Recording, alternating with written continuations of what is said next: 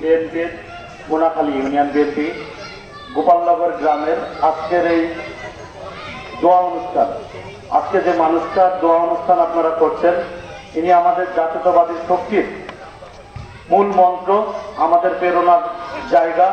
যে মানুষটি না থাকলে বাংলাদেশ জাতীয়তাবাদী দল এতদিন হয়তো হারিয়েই যেত। এই মানুষটি আপনার আমার এদেশের 18 কোটি মানুষের জন্য যে ত্যাগ তিতিক্ষা এই 75 বছর বয়সে এসে করেছে।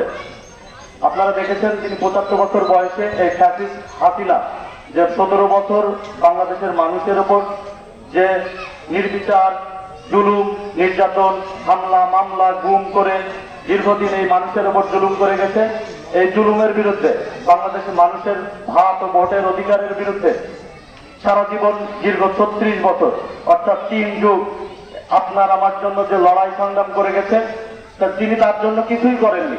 সারা জীবন বাংলাদেশের মানুষের জন্য যিনি লড়াই সংগ্রাম করে গেছে দেশ নেত্রী বেগম খালেদা জিয়া, তিনি শুধু আমাদের নেত্রী নয়, এদেশের 18 কোটি মানুষেরই নেত্রী।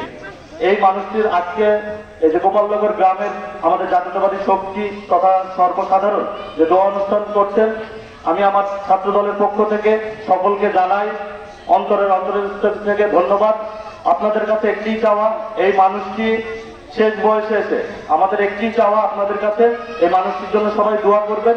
মহান আল্লাহ যেন তাকে শেষ জীবনে তার পরিবারের সাথে সুখী সমৃদ্ধশালী এবং দীর্ঘ হায়াত দান করে। এই বলে আমি আমার সংক্ষিপ্ত বক্তব্য শেষ করছি।